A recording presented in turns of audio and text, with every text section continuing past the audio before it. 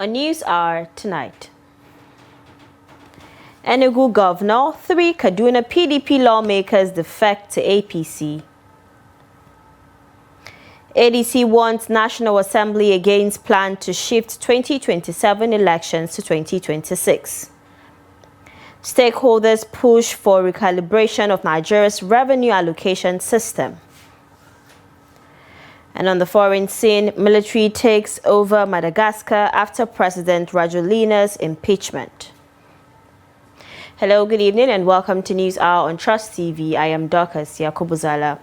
We'll begin tonight with political matters. Governor Peter Mba of Enugu State has officially dumped the People's Democratic Party (PDP) for the ruling All Progressives Congress (APC). Governor Mba announced his defection in a televised address on Tuesday. Mba explained that his decision to join the APC was informed by the need to reshape Enugu and reorganize the politics of the state. Ahead of the governor's defection, all members of his cabinet had on Monday joined the ruling party. Governor Mba's senior media aide, Dan Nwame, confirmed the mass defection in a video posted on his social media handles on Monday. In the video, several government officials were seen openly declaring their allegiance to the APC, chanting praises for President Bola Tinubu and affirming their commitment to new party. The collective defection marks a significant political shift in Enugu State, which has been a PDP stronghold since 1999. These convictions are boldly expressed in the federal government's Renewed Hope World Development Program, an idea conceived to empower over 8.8 million Nigerians across our country's 8,809 electoral wards. Yes, some choices demand sacrifice. Removing subsidies, unifying our foreign exchange markets, confronting crippling inefficiencies. These are not easy decisions, but these are the smart choices that free resources for investment in our people. His Excellency, the President, has shown he is not afraid to make tough decisions for a fair and stable nation. And here in Enugu, we have been just as audacious. This move is bigger than politics. It is about alignment at scale. It is about connecting Enugu's destiny with the central hub of broader reforms shaping our nation.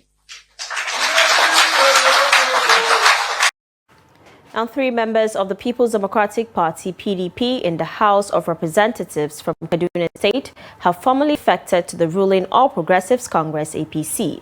They were Abdul Karim Ahmed, representing Kaduna South constituency, Aliu Abdullahi, representing Ikara Kobo constituency, and Sadiq Abdullahi, representing Sabongari Federal constituency, all of Kaduna State.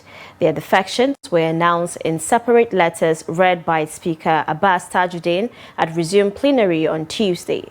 The former PDP lawmakers all cited lingering party crisis and constituents' interest as reasons for their defection.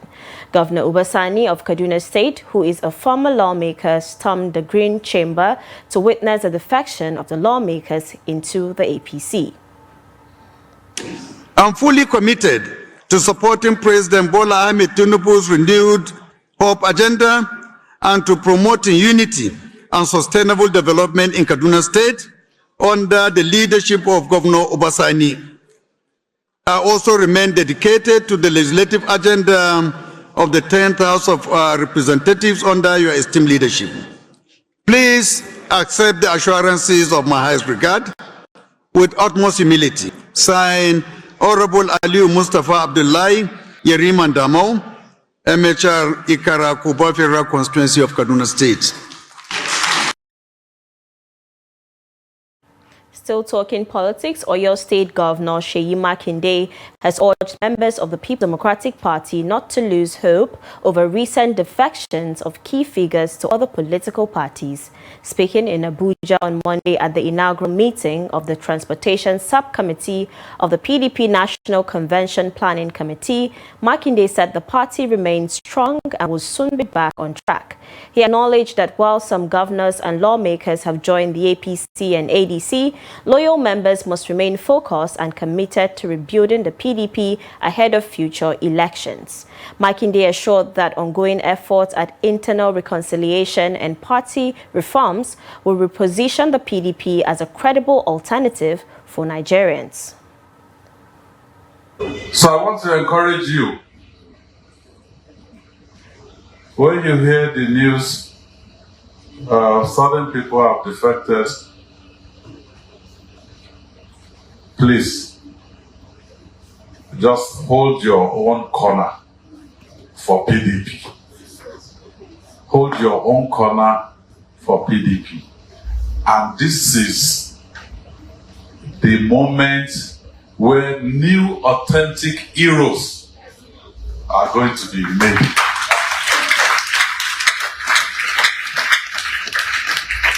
Not only for PDP, but for our country.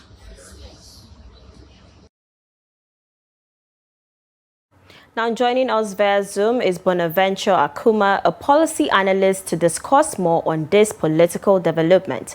Good evening and thank you for joining us on the News Hour.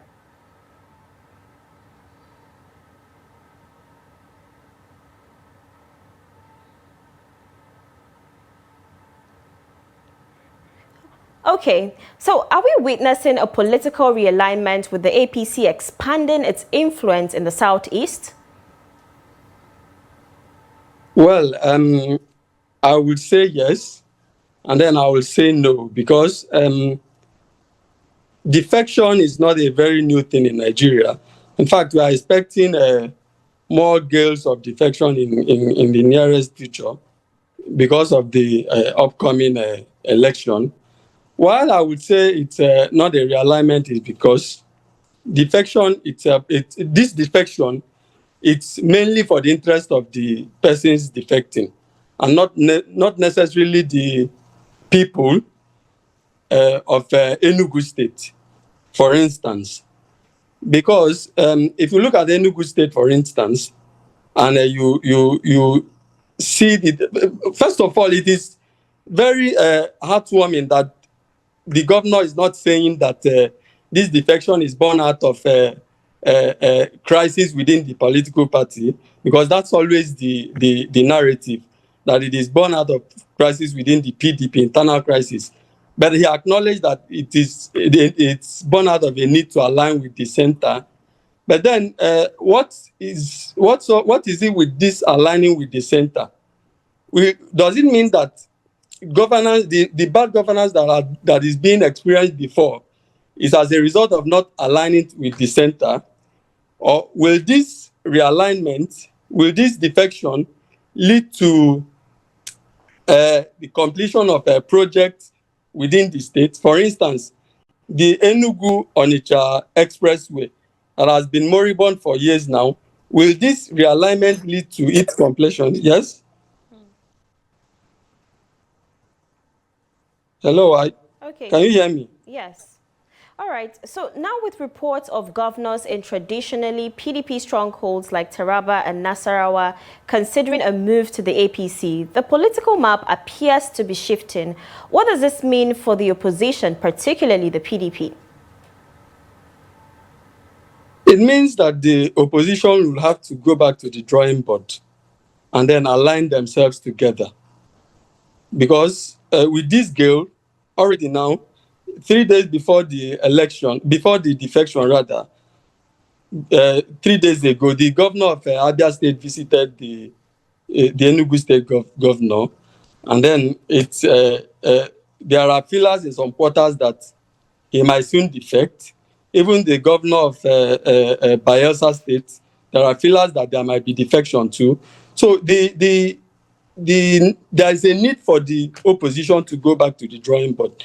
to avoid, because this is leading up to a centralized party, the opposition should put their house in order, particularly the PDP. They should put their house in order. I think with realignment, especially the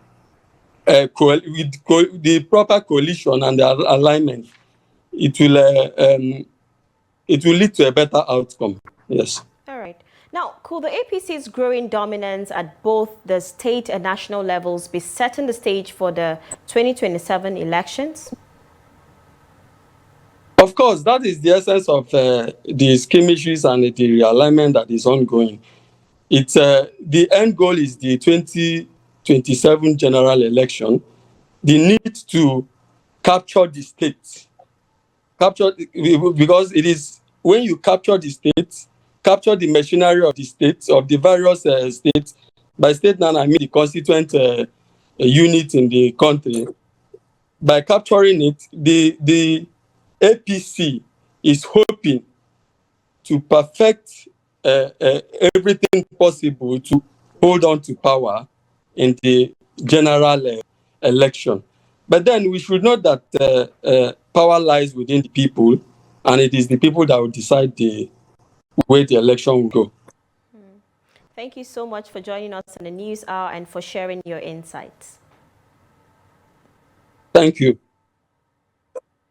Now moving on, the African Democratic Congress has warned the National Assembly against its proposal to amend the Electoral Act and move the 2027 general elections to November 2026. In a statement by its National Publicity Secretary, Bolaji Abdullahi, the party said bringing the polls forward will disrupt governance, shorten the effective period for development programs, and keep the country in a constant campaign mode. The National Assembly had on Monday unveiled plans to adjust the electoral timetable as part of proposed amendments to the 2022 Electoral Act, a move aimed at ensuring all election disputes are settled before the May 29, 2027 handover date. But the ADC cautioned lawmakers against politically motivated changes, urging them instead to focus on strengthening democratic institutions and electoral integrity. The proposal has sparked mixed reactions nationwide, with some Nigerians viewing it as a reform move, while others see it as a potential threat to stability. Acting Chairman of the Independent National Electoral Commission, INEC, May Agbamuche Mbu, on Tuesday met with chairmen and secretaries of registered political parties at the Commission's headquarters in Abuja. The meeting, her first official engagement since assuming office, is part of INEC's ongoing consultations with stakeholders ahead of the November 2025 Anambra governorship election. According to the Commission, the session aimed to foster dialogue with political parties on key issues surrounding election preparations and conduct. INEC said the engagement provided an opportunity to address grey areas and ensure smooth planning for the Anambra poll.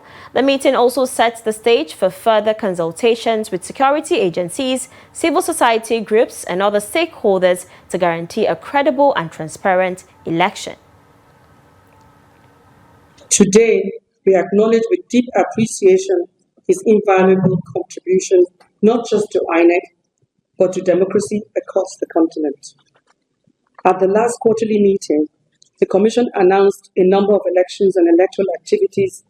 These are the by-elections in 12 states of the Federation on the 16th of August 2025. The Anambra State governorship election is coming up on the 8th of November 2025. The area council elections in the FCT on the 21st of February 2026. The Ekiti governorship election on the 20th of June 2026. And the Osun State governorship election on the 8th of August 2026. IPAC look forward to collaborating with the new leadership in deepening democracy in the country as it did during the tenure of Professor Mahmoud Yakub, who implemented several reforms and carried leaders of political parties along. No doubt that synergy will continue with the new leadership, though in acting capacity as a democratic governance in the continent. We must continue to sanitize the nation's democratic system to meet the yearnings of citizens who desire and deserve dividends of constitutional rule, not rhetoric. After 25 years of unbroken democracy, we should get it right. Away from political matters, recently, Boko Haram attacked the Waga Mangoro community in the Madagali local government area of Adamawa State, resulting in the deaths of 5 people. Community members, along with non-governmental organizations, are urging the federal government to enhance security in the area. Trust TV's Gibson Sawadigo visited Waga and now reports. Waga Mangoro community, located in the Madagali local government area of Adamawa State, was recently targeted by the Boko Haram, leading to the loss of 5 lives. Surrounded by mountains neighboring the Sambisa forest, known to be a hideout for insurgents, Waga Mangoro has faced direct attacks from these groups, which burned local houses and stole food and valuables. Although normalcy has begun to return to Waga, the residents continue to live in fear of potential future attacks, with the risks of losing their crops during the harvest season looming large.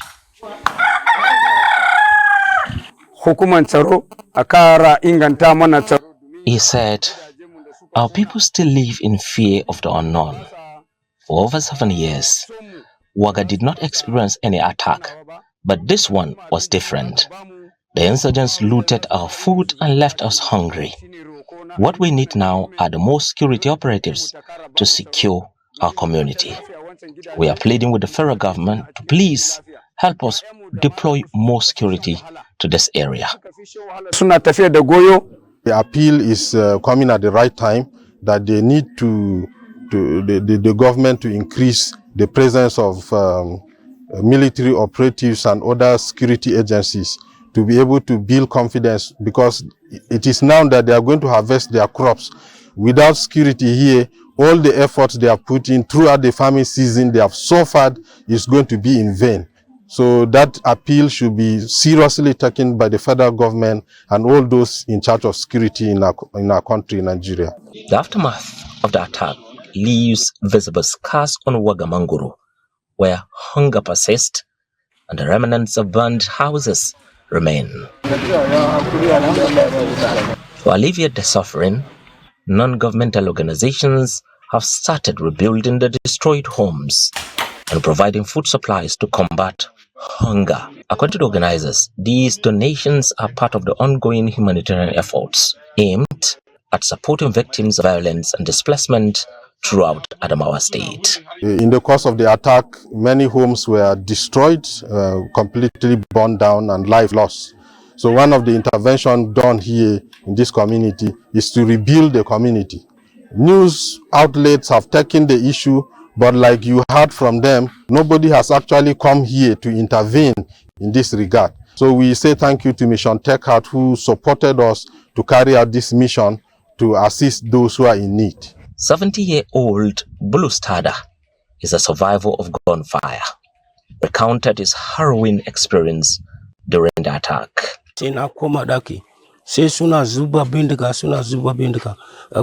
He said, "They came into my house and tried to break into my room. I shouted and warned them that anyone who dared to enter will not come out alive. That was when they opened fire and shot through the door. A bullet hit my hand." The road leading to Waga Mangoro presents another challenge due to its poor condition. This federal road connects Adamawa and Borno in the Madagali axis, making it easier for insurgents to attack villages on motorcycles and quickly retreat to their mountainous hideouts. Gibson Soadgo, Trust TV News, Yola. One person has been killed and another injured following a bandits attack on Kwadawa community in Gachi Ward, Kankia local government area of Katsina State. The assailants, numbering about 100, also invaded Boga, a Fulani settlement along the Kankia-Ingawa road, where they rustled several cattle and threatened to wipe out surrounding villages. The Monday night raid forced residents to flee their homes in fear of further attacks. Neighboring communities in Bindawa local governments, including Tama and Dukaji, have also experienced growing concern over the rising insecurity in the area. Residents are appealing to the authorities to strengthen security presence and safeguard their communities from renewed bandit activities. Police in Katsina have confirmed receiving reports of the latest attack and say investigations are ongoing to ensure lasting peace in the area. Operation Enduring Peace, the multi-security task force maintaining peace in Plateau, Bauchi and Kaduna states, has dismissed claims by a clergyman alleging that Fulani groups are mobilizing to attack a farming community in Plateau state. The force spokesperson, Major Samson Zakom, described the claim made by Reverend Dacho Moore in a viral video as baseless and capable of inciting public tension. According to Major Zakom, the video surfaced amid heightened tension following the killing of a herder and 36 cows, as well as the rustling of 49 others in Barkin-Ladi local government area. He said the Reverend's claims of a planned attack, alleged collusion by security forces, and a call for local youths to arm themselves were all false and intended to erode public confidence in security agencies. The task force warned individuals spreading such narratives to desist or face legal action, assuring residents that troops within the area will continue to intensify patrols to maintain peace and safety. A Kano State High Court has ordered the remand of the owner of Asaba Orphanage Home, Ogugua Christopher, over allegations of kidnapping and trafficking hundreds of Kano children to Delta State. Christopher, along with Hawa Abubakar and Nkechi Odeline, faces a 15-count charge of conspiracy and kidnapping alleged to have occurred between June 2016 and December 2021. At Tuesday's hearing, the prosecution sought the remand of Christopher after the two co-defendants failed to appear in court, while the defense requested that he be kept in NAPTIP custody. Justice Amina Adamu Aliu ordered his remand in a correctional facility and directed NAPTIP to produce the other accused persons at the next sitting, adjourned to October 27 for trial. The case stemmed from a 2022 petition by the Protection Against Abduction and Trafficking of Our Children, PATAMOC, to NAPTIP over the disappearance of more than 600 Kano children, 8 of whom were later rescued. The biological father of the late Bilyaminu Bello, who was murdered by his wife, Mariam Sanda, in 2017, has expressed gratitude to President Bola Ahmed Tinubu for granting her a presidential pardon. Alhaji Ahmed Bello Isa revealed that he personally appealed to President Tinubu to consider Mariam for clemency, saying he had long forgiven her and wanted her free to care for her 2 young children. Speaking during a joint interview in Abuja on Tuesday with Mariam's father, Alhaji Garba Sanda, Bello said his decision was guided by faith and humanity, noting that executing Mariam would not bring back his son. Reacting to concerns raised by some family members over the pardon, Bello said everyone is entitled to their opinion, but emphasized that as a biological father, he has fully forgiven Mariam. In his remarks, Alhaji Garba Sanda commended the Bello family for what he described as a rare act of compassion and forgiveness, pledging continued cooperation between both families in raising the children in love and peace. Both families reaffirmed their commitment to forgiveness and reconciliation, saying they have chosen faith and compassion over pain and bitterness. President Bola Tinubu has forwarded the name of Professor Joash Amupitan to the Senate for approval as the chairman of the Independent National Electoral Commission, INEC. Tinubu's correspondence was read on the floor of Tuesday's plenary by the President of the Senate, Godswill Akpabio. The report. A key development on the Senate order paper for the day was President Tinubu's letter to the Senate nominating Professor Joash Amupitan as the new INEC chairman. The request is in line with Section 154, Section 1 of the 1999 Constitution as amended. The nomination has been referred to the Committee of the Whole for screening and, if found suitable, approval. I am pleased to present for confirmation by the Senate the appointment of Professor Joash Amupitan, Senior Advocate of Nigeria, as Chairman, Independent National Electoral Commission, INEC. Attached Shewi is his curriculum vitae. President Tinubu, in another request through a different letter, sought confirmation of the Senate of the appointments of Mrs. Ayo Omidiran as the new executive chairman of the Federal Character Commission FCC and 28 others as federal commissioners, one of whom is Dr. Ibrahim Abdullahi from Kwara State. Honorable Mrs. Ayo Uluyat Omidiran from Osun State as chairman. Honorable Obinna Oriaku, Abia State as commissioner. Mrs. Bema Madai Adamawa as commissioner. Mrs. Eunice Thomas Akwa Ibom State as commissioner. Senate President. In other Senate development, Senator Smaila Dahoga Kaila has formally left the People's Democratic Party PDP to join the All Progressive Congress APC. The Senate President says Senator Kaila cited eternal crisis and loss of strategic direction within the People's Democratic Party as key factors limiting its ability to serve effectively under that party's platform. I hold in high regards the bold and transformative reforms initiated by the President, aimed at restoring economic stability, strengthening governance, and repositioning our nation for sustainable growth.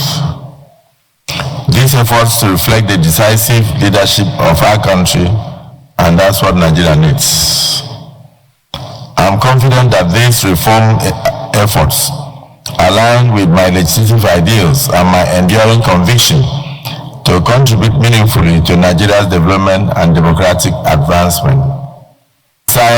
This is signed by Dr. Smaila Dahuwa Kaila, MBBS. Dr. Kaila, congratulations. Senator Kaila's decision follows thorough consultation with political allies and constituents in Bauchi North Central. The House of Representatives on Tuesday entertained several motions across different sectors of the nation's socio-economic life. This follows the resumption of plenary where members debated on matters they said were of urgent national importance. The report. One of the motions urged the House leadership led by Speaker Abbas Tajuddin to intervene in the ongoing dispute between the federal government and ASU to find a lasting solution. The House is cognizant that repeated strikes in the tertiary sector have led to students dropouts, brain drain, and loss of public confidence, thereby threatening national stability and the realization of Nigeria's long-term development goal. Another motion called for an investigation into the arbitrary and incessant charges by Nigerian banks. The House is worried that these exploitative practices disproportionately affect businesses, low-income earners, small businesses, students, and vulnerable groups who struggle to keep their finances in check amid the harsh economic realities in the country. The House also adopted a motion seeking collaboration between the federal government and Akwa Ibom State for the establishment of the Ibom Deep Sea Port. Aware that if this project is actualized, it will directly stimulate local economies, create employment, catalyze industrial growth, strengthen marine value chains, and facilitate the full implementation go to your of prayers. Export Processing Zone EPZ blueprint. Additionally, lawmakers adopted a motion demanding transparent and equitable allocation of forfeited Abuja estate handed over to the Ministry of Housing by the EFCC. The House is concerned that without transparent, accountable and equitable framework for allocation of such public asset, there is a risk of this recovered property could fall into the hands of privileged elite, thereby defeating the purpose of asset recovery and denying ordinary Nigerians access to decent housing. During the session, 3 lawmakers from Kaduna State, Abdul Karim Hussaini Ahmed, Kaduna South, Aliyu Mustafa Abdullahi Ikara, Kubau, and Sadiq Angu Abdullahi Sabangari, defected from the PDP to the APC in the presence of Kaduna State Governor Uba Sani. Their defection letters, read by Speaker Abbas Tajuddin, cited internal crisis within the constitution, which allows defection only in cases of party division, and urged the Speaker to declare their seats vacant. After wide consultations with my constituents and supporters, I have decided to join the All Progressive Congress, the ruling party.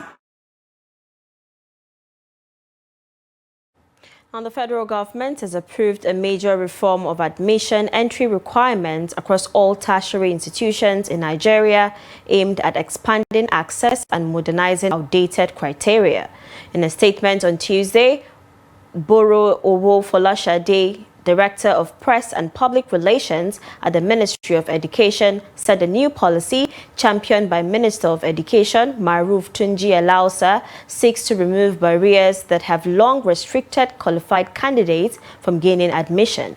Under the revised guidelines, mathematics will no longer be compulsory for arts and humanities students, though it remains mandatory for science, technology, and social science courses. Alausa said the policy overhaul would increase tertiary enrollment by up to 300,000 students annually, promoting fairness and inclusivity in line with President Tinubu's Renewed Hope agenda. The reform also harmonizes requirements for universities, polytechnics, and colleges of education, while abolishing the National Innovation Diploma for Innovation Enterprise Academics, replacing it with the National Diploma for Uniformity and Credibility. The House of Representatives is taking steps to improve job opportunities in Nigeria by supporting vocational and technical education. Lawmakers say this type of education will help young people gain practical skills and start their own businesses. Here's more on the public hearing held in Abuja. The House of Representatives is holding this public hearing on 4 new bills that would help Nigerians get the skills they need to work and create jobs. The Speaker of the House of Representatives, Honorable Abbas Tajuddin, firmly believes that vocational and entrepreneurship education is the link between classroom learning and real-life skills. In a country like Nigeria, it is also born out of the necessity that not everybody could afford the other formal education. Then the government thought it wise that since this cannot be created, every person will not have the opportunity to undergo the formal education that is available. This is formal education, but also alternatively, one is meant to present his skills for all-round education. The bills propose the creation of vocational and skills training centers in Imo, Kwara, and Ondo states. Chairman of the Committee on Alternative Education, Honorable Ibrahim Aliyu, said this would make vocational learning a credible option for young people. We must therefore tap into the strengths and opportunities of this sector to enhance our economic prospects. This is achievable given Nigeria's rich human capital, characterized by a youthful population eager to acquire vocational training and entrepreneurship skills for self-sufficiency and national progress. Other groups at the hearing all supported the idea. They asked for more inclusion of civil society groups in managing the new centers. Ezrezumbise firmly believes, and Ugumbise firmly believes, that the establishment of the Federal Institute of Technical Education and Skill Acquisition, Mbise, will significantly benefit the people of Mbise and its surrounding areas, strengthen Nigeria's human capital base, reduce unemployment, reduce youth restiveness, and enhance national development. Now, the fact that this will reduce crime rates in our kingdom is also very imperative to us. This is a clear bill that will redirect the attention of our teeming youth, not only in Arogo Kingdom, Arogo Kingdom, but the entire Ondo South Senatorial District to productive venture. With rising unemployment, lawmakers hope these new centers will help more Nigerians gain skills, find jobs, and start businesses, leading to real national development. You're watching News Hour on Trust TV. Coming up after the break. Stakeholders push for recalibration of Nigeria's revenue allocation system. This and many more when we return. Do stay with us.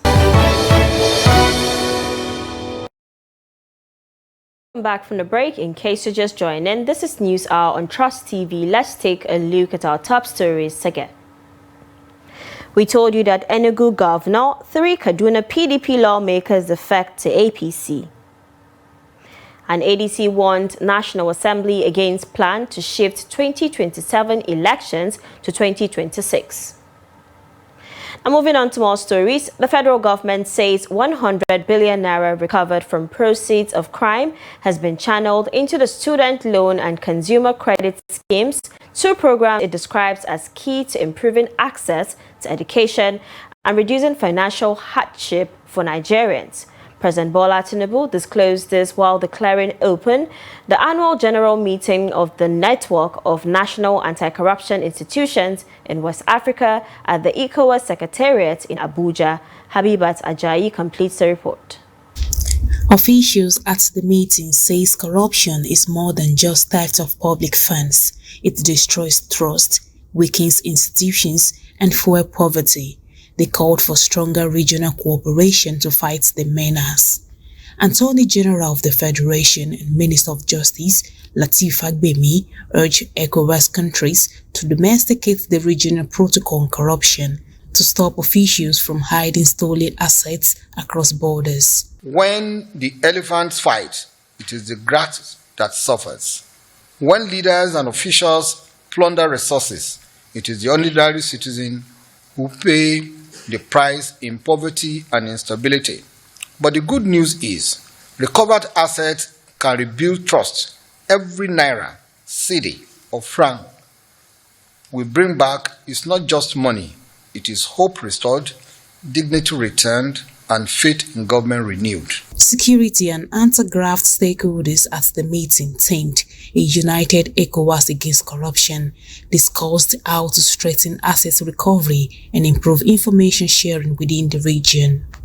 EFCC Chairman and Nasiwa President Olaolukoyede says the anti-corruption fight in West Africa must align with efforts to promote political stability and social justice, stressing that only joint action can deliver real reform.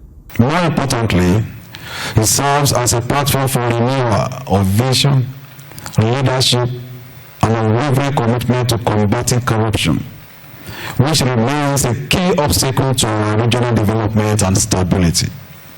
ICPC Chairman Musa Adamu called for deeper reforms to fix systemic weaknesses rather than focusing only on prosecution. Corruption, as we all know, transcends borders. It mimeticizes across the economies, erodes public confidence, fuels illicit financial flows, and tragically diverts resources meant for schools, hospitals, infrastructure, and other social amenities. In West Africa, it poses a direct threat to democratic stability, peace, and shared prosperity. Chairman of the Senate Committee on Anti-Corruption, Udende Emmanuel, pledged continued legislative support to making corruption unprofitable. I reaffirm the commitment of Nigerian Senate to supporting legal institutional frameworks that foster international cooperation, strengthen accountability, and promote transparency. The legislature plays a vital role in enacting laws, providing oversight, and ensuring that anti-corruption agencies are well empowered to deliver on their mandate. Representing President Tinubu, the Secretary to the Government of the Federation, George Akume, says corruption remains a major driver of insecurity and instability in the sub-region. I believe that the time has come for ECOWAS to designate resource theft, that is mining and stealing of minerals in the region, as an international crime that threatens the stability of the region, and so galvanize the world against trade in stolen minerals from West Africa. As an administration, our commitment is to ensure that recovered stolen assets becomes an enabler of growth and an instrument for social inclusion. Participants agree that fighting corruption requires political will, institutional integrity, and regional cooperation, warning that without transparency, West Africa's development and security will continue to lag. Habibat Ajayi, Trust TV News, Abuja. In other news, the Nigerian Electricity Regulatory Commission (NEC) is investigating the deaths of 38 electricity workers who died on duty between April and June 2025, with Kano accounting for at least 10 fatalities. NEC's second quarter 2025 report shows that all deaths occurred in the distribution segment, with Ibadan, Kano, Benin, Eko and Jos Discos responsible for 63% of the incidents. The Commission expressed concern over persistent safety lapses despite repeated warnings and pledged to enforce the Electricity Act 2023 to hold operators accountable and protect workers. While no fatalities were recorded by the Transmission Company of Nigeria, it reported 11 cases of asset damage caused by fires, explosions and vandalism. The issue of revenue allocation has always occupied a central place in Nigeria's political and economic evolution. From the pre-independent Philipson Commission of 1946, successive governments have sought a formula that balances the principles of equity, efficiency, autonomy, and national unity. It is against this backdrop that stakeholders in the sector have come together to push for recalibrating Nigeria's revenue allocation formula. Trust TV's Noel Sampson has more.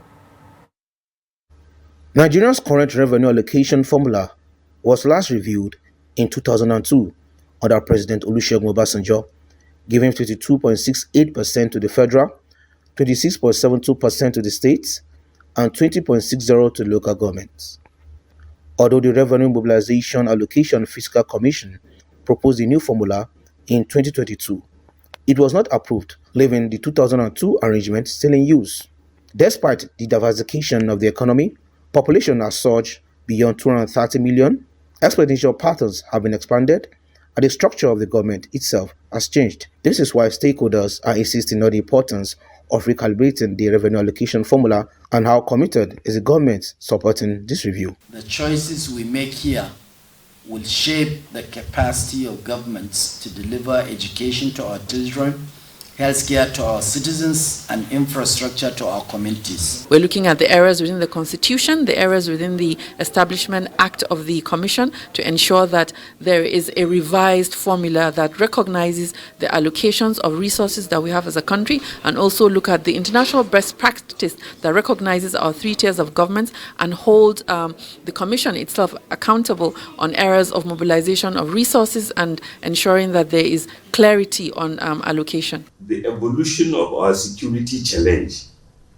and the need to put more money in security highlights one clear gap, because the Revenue Mobilization Allocation and Fiscal Commission should have the opportunity to draw the nation's attention to that. Look, maybe there is an irreducible minimum of spending that needs to take place for security, and when it is not taking place, we are in trouble.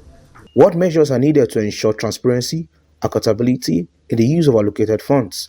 Legal and economic experts shared recommendations on how to recalibrate Nigeria's revenue allocation formula to promote fairness, justice, and equity. Section 162 and also maybe paragraph 32 of the third schedule to our constitution to be changed to give some more teeth to the commission in making recommendations, which in its advice and also so that it is taken more seriously and other stakeholders also are also taken on board. The key fundamental components of the revenue allocation formula are 1, population, 2, land mass, 3, internal revenue generation, and also the special funding. It is left for us as elites in this country to sit down and holistically look at our developmental aspirations and come with a consensus that speaks to the developmental needs and realities of the country.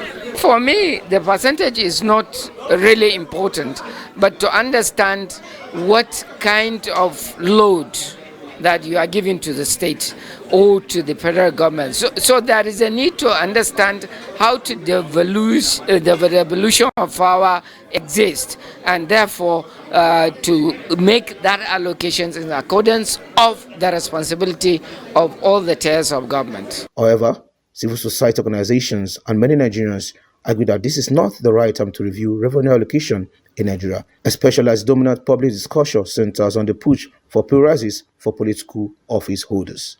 Well, Samson, Trust TV News, Abuja.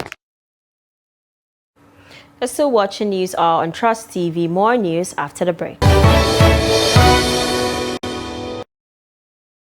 Many thanks for staying with us. In case you're just joining, this is News Hour on Trust TV. And now in business, the International Monetary Fund, IMF, has raised Nigeria's 2025 economic growth forecast to 3.9%, citing stronger domestic fundamentals, improved investor confidence, and resilient oil output. In its October 2025 World Economic Outlook, the IMF said reforms in energy and financial sectors, alongside exchange rate adjustments, have boosted transparency and capital inflows. Inflation is projected to ease from 31.4% in 2024 to 23% in 2025, while Nigeria's current account surplus is expected to narrow to 5.7% of GDP. The IMF noted that rebasing Nigeria's national account with 2019 as a new base year raised nominal GDP by over 40%, capturing growth in the digital and informal sectors. It urged sustained fiscal discipline, credible monetary policy, and faster reforms to strengthen economic stability and inclusive growth.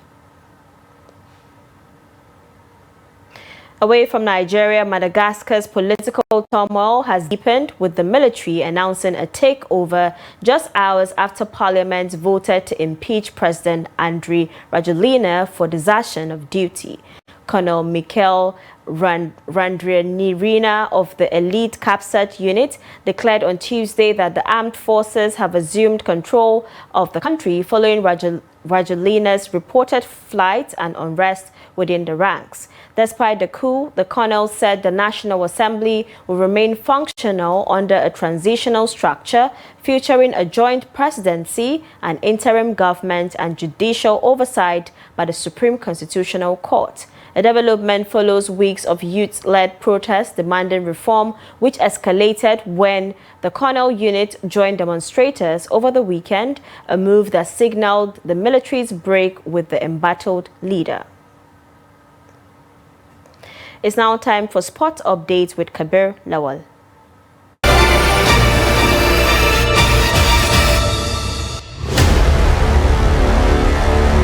The Super Eagles kept their World Cup hope alive with a commanding 4-0 win over Benin Republic in the ongoing CAF Group C qualifiers. Victor Osimhen opened the scoring in the 3rd minute after racing through on goal, then doubled the lead 8 minutes before the halftime with a fine header from a Samuel Chukwueze cross. Chukwueze was substituted at the halftime, but his replacement, Moses Simon, set up Osimhen for his 3rd to complete a hat-trick. Nigeria needed one more goal to stay in playoff contention after South Africa defeated Rwanda 3-0 to claim the group's automatic qualification spot. That decisive goal came in in the 90th minute when Simon dribbled to the byline and floated in a cross for substitute Frank Onyeka, who volleyed home to seal 4-0 win. The late strike gave Nigeria a superior goal difference ahead of Burkina Faso in the overall second place ranking, securing a spot in the next month 4-team playoff to determine CAF's representative in the Inter-Confederation playoffs. Benin, who started the day as Group C leaders, were chasing a first-ever World Cup ticket, saw their hopes collapse against a resurgent Nigerian side that finally found its rhythm. Meanwhile, in other fixture, South Africa defeated Rwanda 3-0. That's Sport News. I am Kabir Lawal. And that's a wrap on News Hour. Do not forget to follow us across all social media platforms for more programs, news, and documentaries. I am Dorcas Yakubuzala. Good night.